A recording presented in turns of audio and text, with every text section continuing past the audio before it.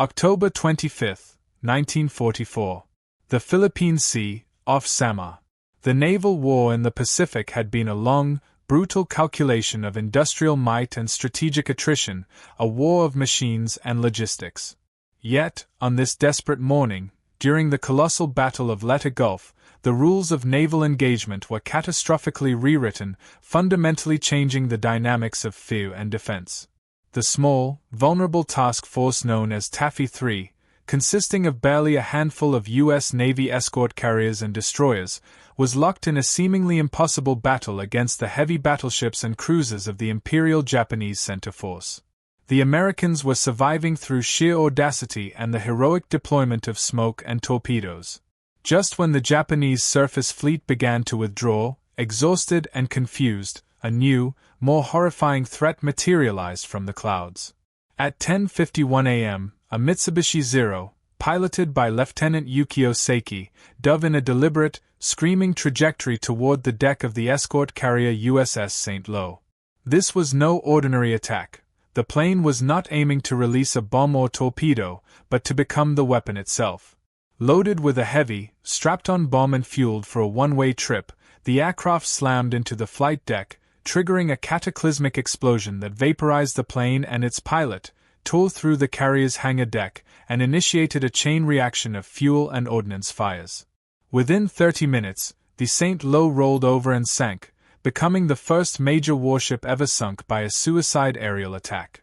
This single, defining act marked the debut of the Kamikaze, the Divine Wind, a new special attack unit sanctioned by Vice Admiral Takejiro Onishi.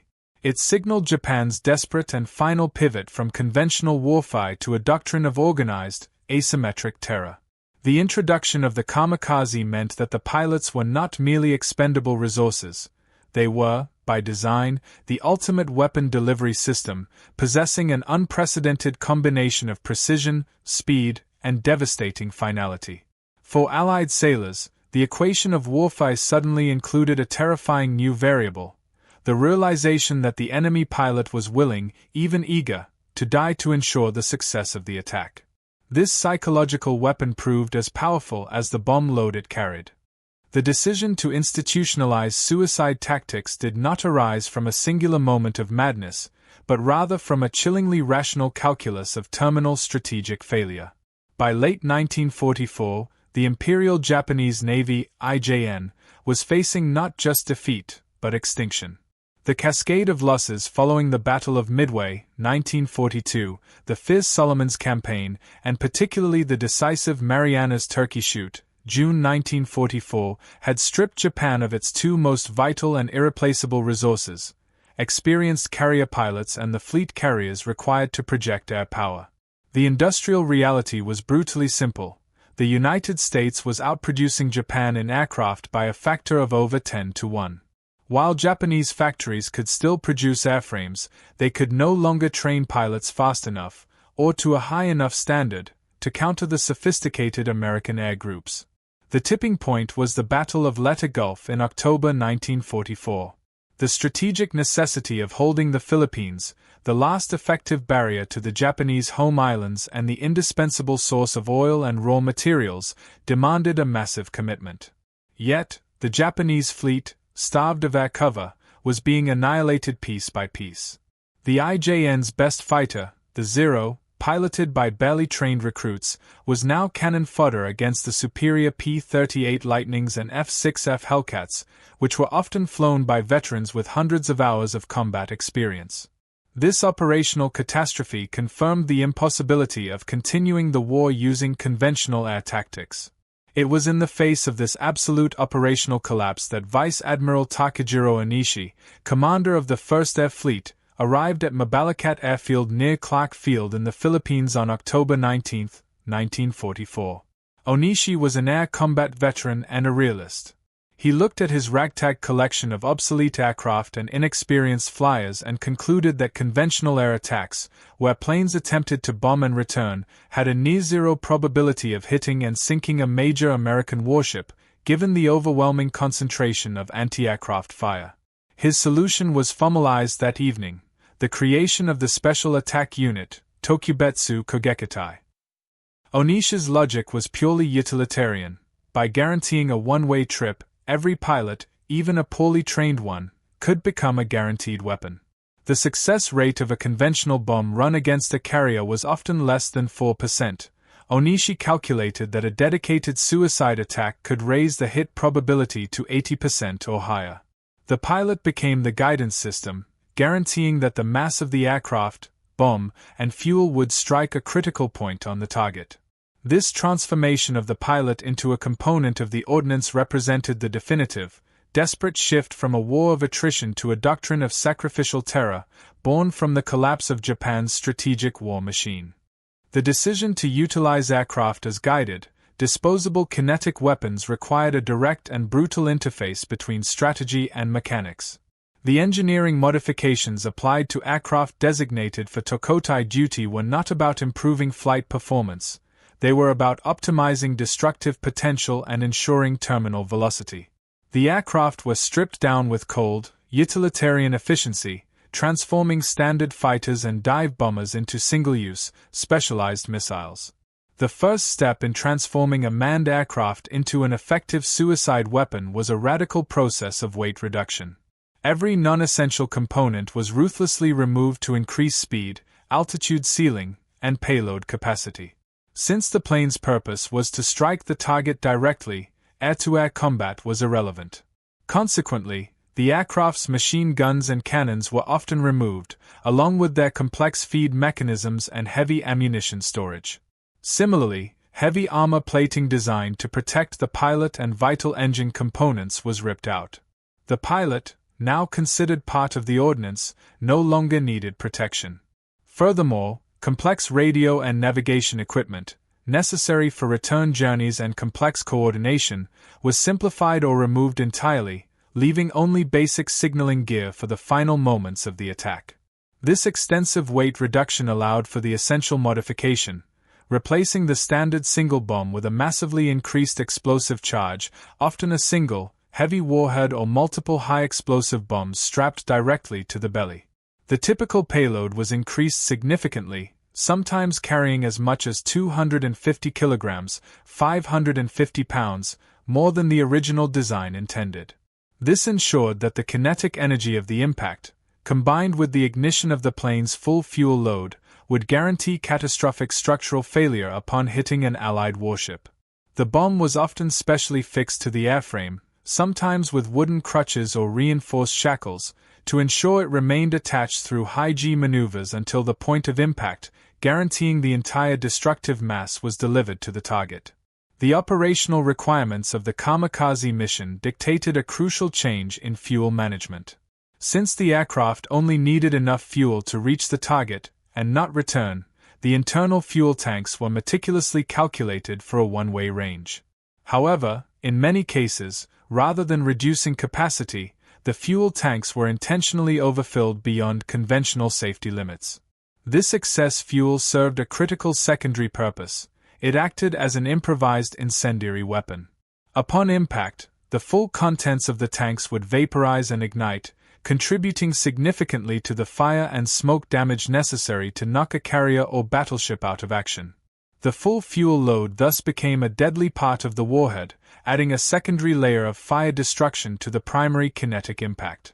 The willingness of thousands of young Japanese men to embrace a guaranteed death was not a spontaneous psychological break, but the inevitable culmination of decades of state-sponsored ideological indoctrination. At the core of this indoctrination was a modernized, militaristic interpretation of Bushido, the ancient code of the warrior. This revised code emphasized self-sacrifice, unquestioning obedience, and the absolute conviction that duty was greater than life itself. Death in battle, particularly a final, successful death, was presented as the pinnacle of existence, ensuring spiritual immortality and the eternal honor of the pilot's family. This ideology transformed suicide from a personal failing into a supreme patriotic act. This was inextricably linked to the cult of the emperor, Tenno, who was revered as a living deity, a direct descendant of the sun goddess. Dying for the emperor was the ultimate expression of loyalty, guaranteeing the pilot's sole immediate passage to the Yasukuni Shrine, the symbolic resting place for Japan's war dead, where he would join the pantheon of national heroes. Official Japanese records consistently described kamikaze pilots as volunteers, but this term was layered with profound cultural and institutional coercion. While pilots were asked to sign forms indicating their willingness to join the Tokkotai, the system was structured to make refusal virtually impossible. The pilot was often presented with a form where the boxes for volunteering and strong volunteering were already marked, leaving little room for a simple no. Furthermore, officers often initiated the process by volunteering their entire squadron, making dissent a public act of shame and cowardice. The social pressure within the deeply conformist imperial military culture was immense. Refusing the sacred duty meant dishonor not only to the pilot but potentially to his entire family and the legacy of his unit. The act of volunteering, therefore, was less a free choice and more a compulsory display of absolute commitment, stemming from a tragic mix of idealism, duty, and fatalistic resignation. The training regimen for the kamikaze pilots starkly reflected their one-way mission profile. Unlike conventional pilots who spent hundreds of hours honing complex maneuvers, landings, and return navigation, the Tokkotai syllabus was brutally short and simplified. The focus shifted entirely from sophisticated air combat to basic navigation and accurate, high-speed final approach. The recruits, often students pulled directly from universities and barely out of flight school, were taught to master only the essentials: how to take off, how to fly toward a target coordinate, and, most critically, how to initiate the final dive to ensure impact with a vulnerable point on the enemy vessel. Fuel was meticulously rationed for these training flights, and the pilots rarely practiced landings, driving home the inescapable reality that there would be no runway awaiting their return. This minimized the expenditure of irreplaceable resources, fuel, airframes, and mentally prepared the pilot for the ultimate, singular act of destruction. The moment before the final takeoff was saturated with solemn ritual, designed to elevate the act of death to a spiritual experience and provide communal closure. Pilots would often gather for a final farewell ceremony where they were served sake, rice wine, and symbolic rice bowls. A common ritual involved donning a hachimaki, a white headband bearing the insignia of the rising sun or a patriotic slogan, symbolizing their purity and commitment. They often pinned senninbari, belts stitched by 1,000 women for luck, to their uniforms. Before boarding their planes, pilots would often receive a ceremonial drink and exchange final photographs or poems with their comrades. A key ritualistic element was the painting of the kikusu, floating chrysanthemum, symbol on their planes, a historic crest associated with a 14th-century samurai who sacrificed himself for the emperor. These ceremonies served a dual purpose.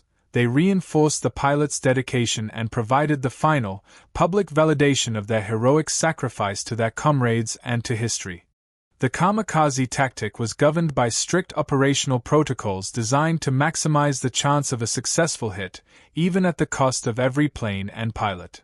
Success depended entirely on coordinated timing, precise target selection, and overwhelming the Allied defenses at a single, critical moment.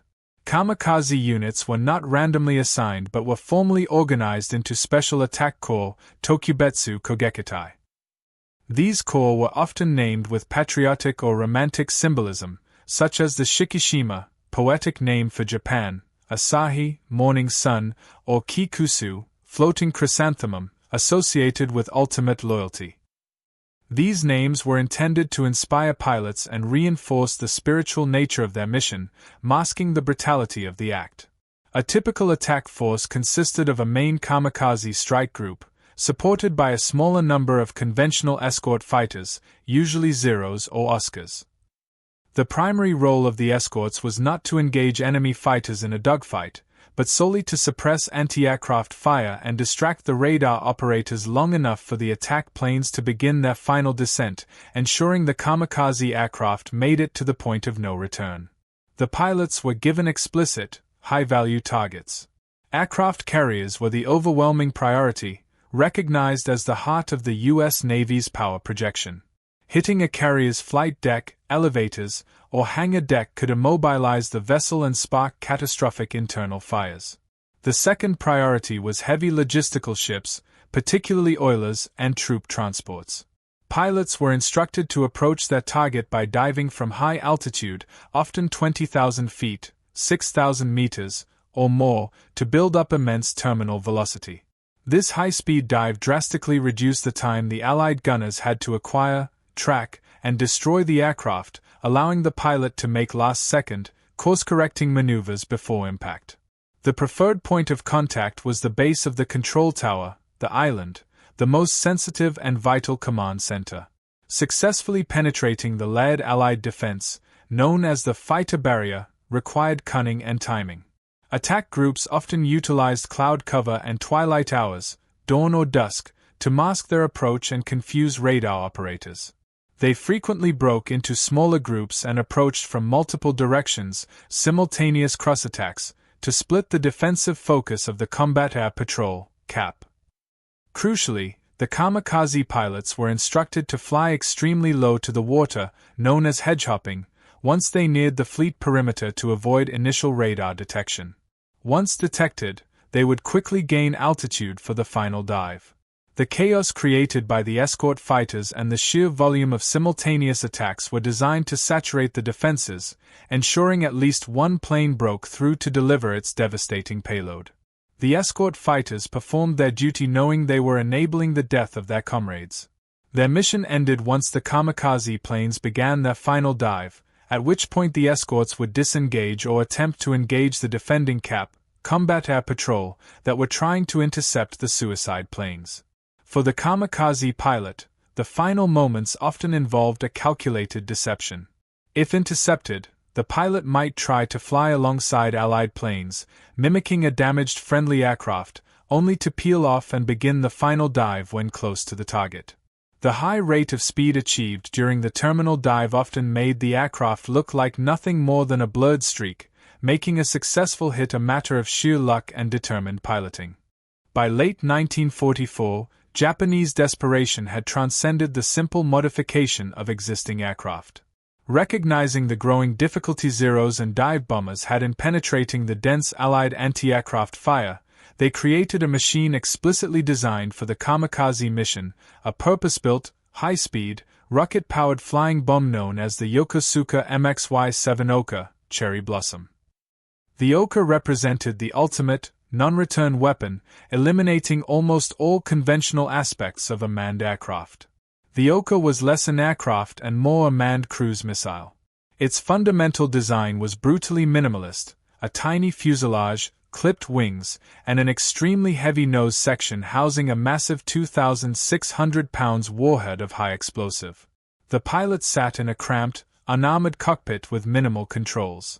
The intent was not to fly, but to be launched from a larger mothership, typically a Mitsubishi G4M Betty bomber, once the target fleet was within range.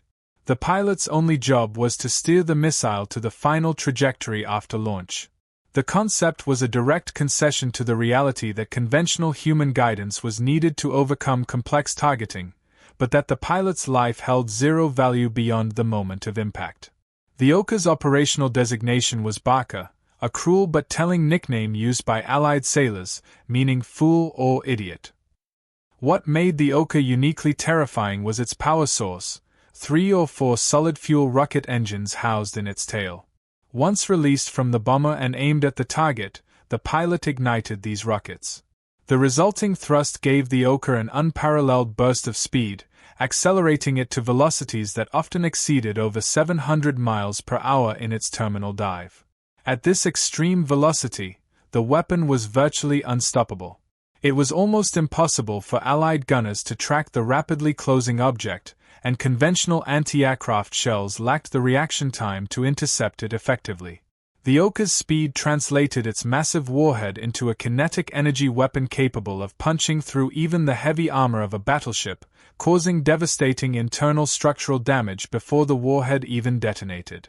The effectiveness of the Ohka was severely limited by its own delivery method. Because the rocket plane lacked the power to take off under its own steam, it had to be carried underneath the belly of a slow, heavily laden mothership, such as the G4M Betty bomber. This delivery method posed 2 critical vulnerabilities. Reduced range. The heavy, awkward payload drastically reduced the Betty's range and operational ceiling. Extreme vulnerability. The loaded Betty was a massive, slow-moving target known to Allied pilots as the one-shot Leyte due to its poor defensive armor and propensity to catch fire easily. Consequently, many Ohka missions were failures long before the missile was launched. Allied combat air patrols quickly learned to prioritize the slow-moving Betty bombers, often shooting them down from long range, ensuring the Ohka and its pilot perished before ever reaching the fleet perimeter. This high loss rate of irreplaceable bomber resources meant the Ohka was tactically effective only when successfully launched, but strategically inefficient due to the extreme danger to its carrier aircraft. Despite its terrifying potential, the Ohka's overall operational effectiveness was extremely limited, contributing far more to the myth of kamikaze terror than to actual strategic damage. Only a handful of vessels were successfully damaged or sunk by the Ohka, most notably the destroyer USS Manitou Abil, which was instantly split in half and sunk by a direct hit in April 1945. However, this handful of successes came at an enormous cost in human and material resources. The vast majority of Ohka launches were intercepted, and the delivery planes shot down. Furthermore, the limited number of Ohka units produced meant they could never truly saturate the Allied defenses in the same way the conventional kamikaze aircraft attempted to do, cementing the weapon's place in history as a dramatic, but ultimately marginal, symbol of technological desperation. The kamikaze campaign, despite its foundation in strategic dispatch, achieved tactical results that forced the Allied fleet to undergo radical and rapid changes in defensive doctrine. The sheer audacity and guaranteed trajectory of the attacks caused immense damage, but the Allied response was equally swift, transforming the naval battlefield into a layered defense system designed to obliterate the attackers long before they reached their target. The most intensive period of kamikaze attacks occurred during the Battle of Okinawa, April-June 1945, where the Japanese launched an unrelenting series of mass attacks, Kikusu operations. Statistically, the campaign was tragically successful. Kamikaze strikes sank approximately 34 Allied ships, mostly destroyers and smaller landing craft, and damaged over 360 others. This casualty rate exceeded all previous naval engagements. The psychological cost was compounded by the human toll. Approximately 4,900 sailors were killed or wounded by these suicide missions. Although the kamikazes failed to achieve their ultimate strategic goal, forcing the U.S. Navy to withdraw or delay the invasion of Japan, they became the single most effective anti-ship weapon used by Japan during the war, accounting for the vast majority of all U.S. naval casualties in the final year of the conflict. The primary countermeasure against the relentless kamikaze threat was the immediate, strategic restructuring of the fleet's perimeter defense, centered around early detection and the combat air patrol. The U.S. Navy drastically increased the number of picket ships, usually destroyers equipped with the most advanced radar technology, positioned far out from the main fleet. These picket ships were sacrificed to provide crucial, early warning, buying the central fleet minutes of reaction time. The information from these pickets was instantly relayed, launching wave after wave of Hellcats and Corsairs, the Cap. These highly experienced Allied fighters were tasked with intercepting and destroying the kamikaze formations 50 to 100 miles out, attempting to break up the mass attacks before they could penetrate the inner defense rings. Within the inner defense layers, the tactical doctrine of the surface fleet changed overnight. Ships abandoned the standard defensive formation for a kamikaze defense, prioritizing anti-aircraft fire above all else. Increased firepower. Existing destroyers were rapidly outfitted with massive arrays of quick-firing 20mm Orlecan and 40mm Buffers cannons, creating a dense flak barrier. Ammunition, time-fused and proximity-fused shells, such as the revolutionary VT fuse, were deployed in huge numbers. These shells detonated near the aircraft rather than requiring a direct hit, drastically increasing the probability of shredding the pilot or the airframe before impact. Big Blue Blanket. Carriers were directed to launch every available fighter to maintain the cap, creating a nearly continuous blanket of air superiority over the fleet. The goal was simple: ensure the kamikaze formation was reduced to a few scattered stragglers by the time it entered the range of the main fleet's guns. While inflicting heavy damage, the Tokkotai strategy ultimately hastened the complete collapse of the Imperial Japanese Navy's air power. Because the missions were one-way, they rapidly consumed Japan's few remaining trained pilots and the last stockpiles of functional aircraft. This accelerated the depletion of human and material resources to such an extent that by the summer of 1945, Japan lacked the means to mount any effective conventional air defense against the final preparations for the Allied invasion. The high attrition rate meant that the kamikaze tactic effectively traded temporary naval damage for the permanent, irreversible destruction of Japan's future air combat capability, leaving the home islands virtually defenseless when the final phase of the war began. The story of the kamikaze did not end with the cessation of hostilities. It became woven into the fabric of Japanese national consciousness and profoundly shaped the Allied perception of the war in the Pacific. The final acts of the pilots, their farewell rituals and last communications, are critical to understanding the profound cultural forces that drove the Tokkotai system long after the strategic necessity had vanished. The Imperial Japanese government meticulously crafted the public image of the kamikaze pilot as the ultimate hero. State propaganda portrayed the pilots not as victims of a failed war strategy, but as living gods, ikigami, or cherry blossoms, a metaphor for the ideal Japanese life, brief, beautiful, and culminating in a dramatic sacrifice. Newspapers and newsreels dedicated extensive coverage to the pilots' final ceremonies, emphasizing their cheerful demeanor, stoic resolve, and deep loyalty to the emperor. This propaganda served a vital function. It sought to unify a collapsing home front, instill hope by demonstrating ultimate sacrifice, and, crucially, pressure other young men to follow suit. By elevating the pilots to mythological status, the government successfully masked the desperation, coercion, and profound logistical failures that necessitated the tactic in the first place. One of the most enduring legacies of the kamikaze pilots is the collection of last letters, diaries, and poems written just hours before their final flight. These documents provide a poignant, often contradictory, glimpse into the human experience beneath the propaganda. While many letters adhered strictly to the expected wartime rhetoric, expressing absolute joy at the prospect of dying for the emperor and a strong belief in victory, others revealed deep personal anguish, loneliness, and confusion. Many former university students cited their primary motivation as duty to their family and the perceived necessity of the act to prevent the suffering of the Japanese people.